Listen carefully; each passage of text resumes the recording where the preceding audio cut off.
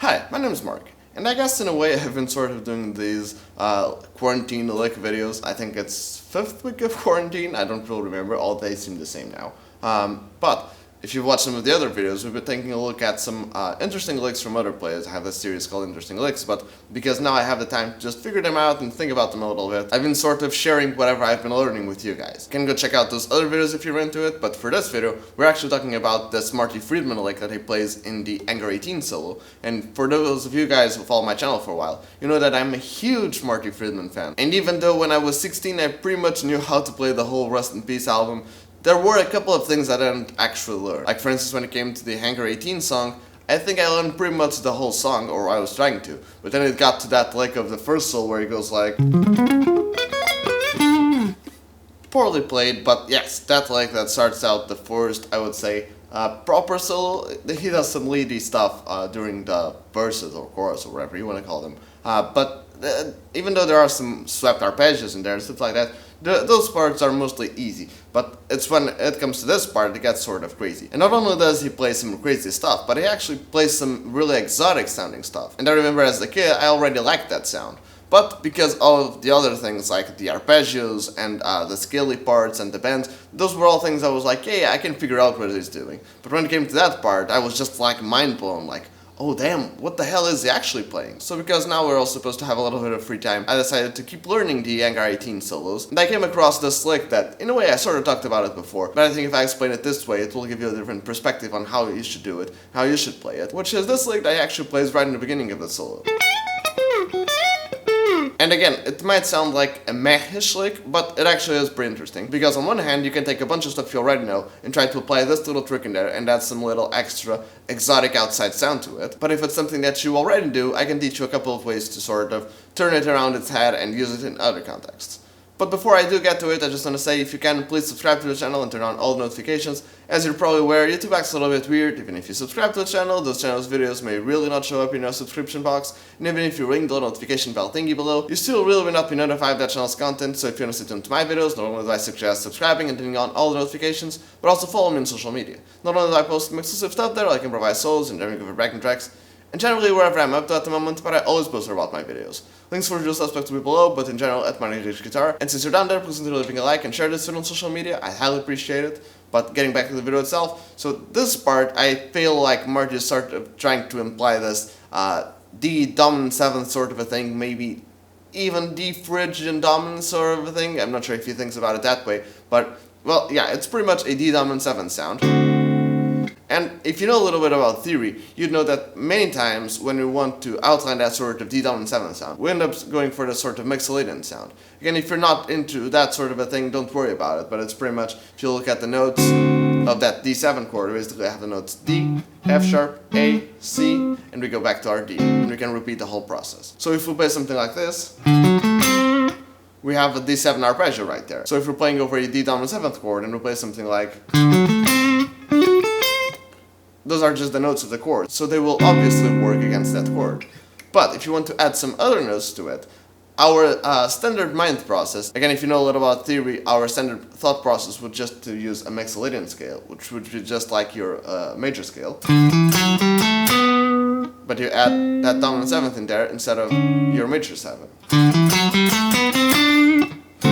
So if we wanted to sort of imply that D7 sound, we can still use our D dominant 7th arpeggio sound, but we can add some of the other notes.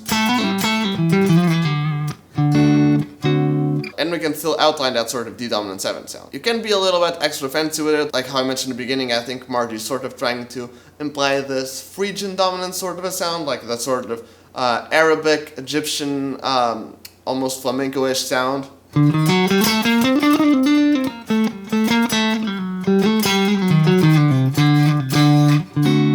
But we'll get back to that later. Getting into the lick itself that Marty plays, I don't even think I need to do a tab for this, because it's really easy. You just start on the 10th fret of the 2nd string, which is in this case the 5th of D.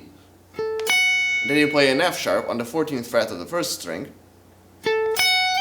and you slide it to an A, and after getting to that A, you're going to descend a diminished arpeggio.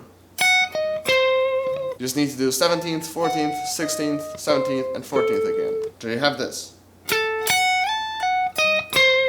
So that's the first part of the lick. And then the second part of the lick is pretty much the same thing, but this time you go to the 7th fret of the 2nd string, which in this case is the 3rd of D, so we're always hitting chord tones. And after that 7th fret, you play the 10th fret of the 1st string, and you're going to slide it to the 14th fret. Okay, so in this case the 14th fret is again the 3rd of that D chord. And when you get to that 14th fret, you're going to do the same thing again. You're going to descend a diminished arpeggio starting on that note. So our lick goes pretty much like this. And there's something interesting about this lick, which is you can interpret it a bunch of different ways. That because we're playing over D, if you take a closer look to it,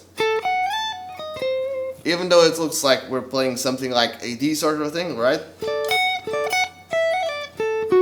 That sort of D position right there. Then we sort of switch from D to going to a diminished arpeggio. If you take a look at that diminished arpeggio, in this case we're playing the notes A, F sharp, E flat, C, and A. Well, what happens if you change that E flat to a D?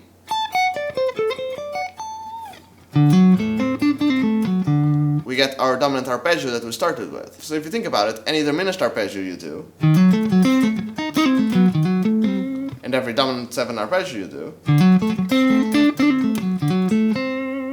they're pretty much the same arpeggio, you're just switching that one note around. And that's fine, but if you think about it, one would assume that if you're playing over a D dominant 7 thing, you would play that D dominant 7th arpeggio, not something like an E flat diminished arpeggio.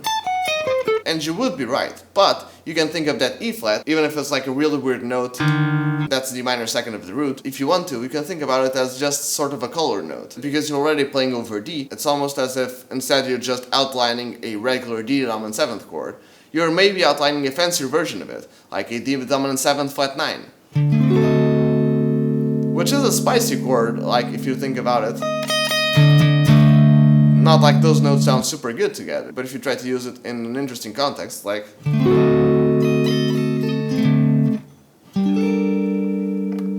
you can make it work. And I've made a video about how to use the minor 9th before, which you can check out, but it only goes to show that you can do a lot of things with harmony, even things that you didn't really consider before, or things that you were just like, I'm not sure, like, yeah, maybe I could use like that diminished arpeggio to outline that D7 sound because, well, it's just a fancier version of it, but I'm not sure if I like the sound of it. Well, again, if you don't like the sound of it, you shouldn't just do it because the guy on YouTube is telling you to. But, in the case of this song, Marty was definitely, or it seems like he was definitely looking for that sort of more exotic sound, that very much fridge and dominant-ish sound. There are some whole tone stuff in there, but yeah, either way, it makes sense that he would use that sort of sound. That sort of mix between dominant 7th and diminished, that sort of a thing. But you don't necessarily need to do that sort of thing. Like if you're playing over a blues for some reason,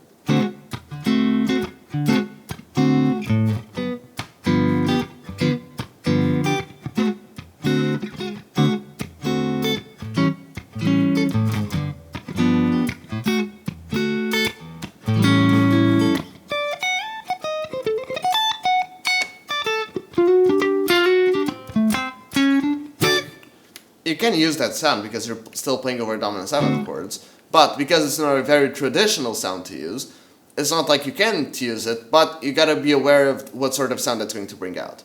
So yeah, that's something you can consider, but I talked about that before. What I actually want to suggest to you with this lesson, and I made this video about how to always find the right chords if you use triads, like if you want to find some in-between chords, like if you have something like a D minor and a G minor, if you want a chord in between, there's a couple of tricks you can use, like just look at your D minor shape, and look at your G minor shape, and try to find something that has a little bit of both in there. So in this case, if we were going from D minor to G minor, you could probably have done a little A sharp in there, like... it would just be an in-between chord, but you can get it more fancier if you want to. Again, you can go watch that lesson if you haven't already, but it's not like you need it for this one. But if you watch the other lesson, you probably know what I'm talking about. You can probably look at something like a D minor arpeggio, taking that example there, and think to yourself, okay, this D minor arpeggio makes sense, of course. But is there any other arpeggio that's sort of close to that one, that's sort of similar to that one, like how the dominant 7th arpeggio is similar to the diminished arpeggio, just a fret up? Is there something you can do with a minor arpeggio? And in fact there is. If you take your minor arpeggio and and you flatten the root,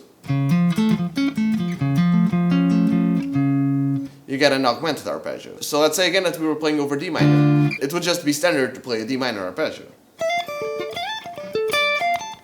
But now that you know that you have a very similar arpeggio to the D minor one, which is a C sharp augmented, while you're playing over D minor, you can sort of mix the D minor sound with that C sharp augmented sound. Like, I don't know, perhaps something like...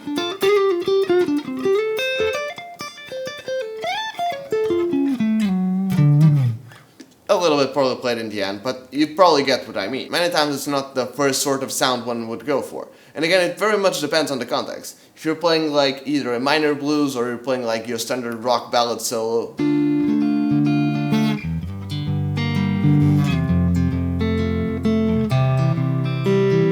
over that sort of cheesy but not cheesy chord progression with like very modal chord progression and stuff like that, maybe it's not the most appropriate place for you to be like, oh yes, I can substitute my D minor sound for a C sharp augmented sound, or oh, I go for that C chord and that chord progression. The C chord is a C dominant 7 chord, so I can sort of substitute that C sound for a sort of C sharp diminished sort of sound. Again, there's no rule stopping you from doing that. The only thing that should stop you from playing that sort of a thing are your ears. If you don't think they sound good, if you don't think that those substitutions don't really work for you, then perhaps don't play them. But if you think there's a certain cool sound to it, like especially if you're playing some more technical stuff, like if you're playing some metal stuff or if you're playing like some fusionish stuff, these sorts of things are very fun to employ. And even in a more bluesy sound, or in a more bluesy context, again with the whole dominant 7 thing, I showed you that if you play that sort of lick,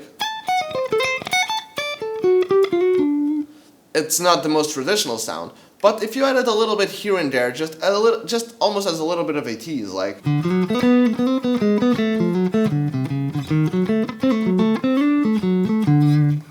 again, there's a little bit of chromaticism in there already, some of that more jazzy, swingy stuff, but anyways, you get what I mean.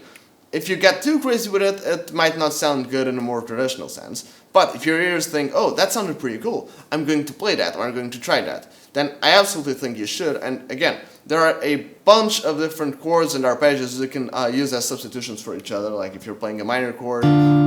But similar to that D minor arpeggio, you have a B flat major arpeggio, which is again basically the same shape and notes. You do D, F, but instead of going to an A, you go to a B flat. And again, that's actually a very Marty Friedman-ish thing to do, to be like playing over D minor,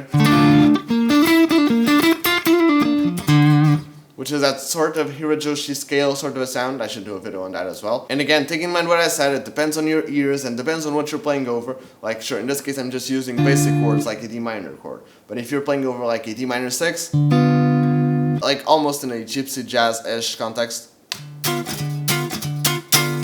that sort of a thing, if you're really trying to bring out that sort of sound,